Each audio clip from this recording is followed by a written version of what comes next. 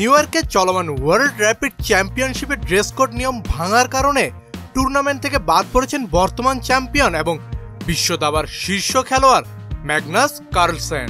পোশাক নীতিমালা লঙ্ঘন করায় আন্তর্জাতিক দাবা ফেডারেশন তাকে এই সিদ্ধান্ত জানিয়েছে। শনিবার একটি ম্যাচের পর জিন্স পরার কারণে তাকে সতর্ক করা হয় এবং $200 জরিমানা করা হয়। নবম রাউন্ডে অংশগ্রহণের আগে পোশাক পরিবর্তনের জন্য অনুরোধ করা হলে তিনি তা প্রত্যাখ্যান করেন, ফলে তাকে এই রাউন্ড থেকে বাদ দেওয়া হয়। এই ঘটনার পর কার্লসেন নিজেই টুর্নামেন্ট থেকে সরে দাঁড়ানোর সিদ্ধান্ত নেন।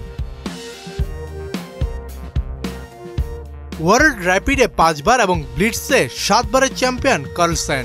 34 বছর বয়সী নরওয়ের এই গ্র্যান্ডমাস্টার তার দেশের চ্যানেল NRK-কে বলেছেন, আমি ফিদের উপর খুব বিরক্ত, তাই ওদের সঙ্গে আর কোনো কিছুই করতে চাই না।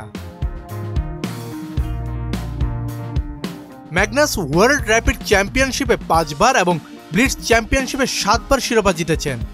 তবে এবারের টুর্নামেন্টে তার পারফরমেন্স সন্তোষজনক ছিল না। অষ্টম রাউন্ড শেষে তার স্কোর ছিল 5/8, যা শীর্ষস্থানীয় খেলোয়াড়ের চেয়ে 1.5 পয়েন্ট কম।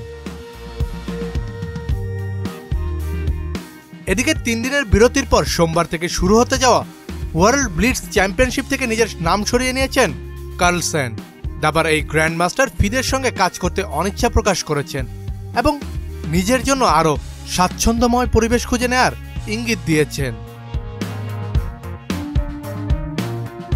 কাজী পাপ্পু, মোহনা ডিজিটাল।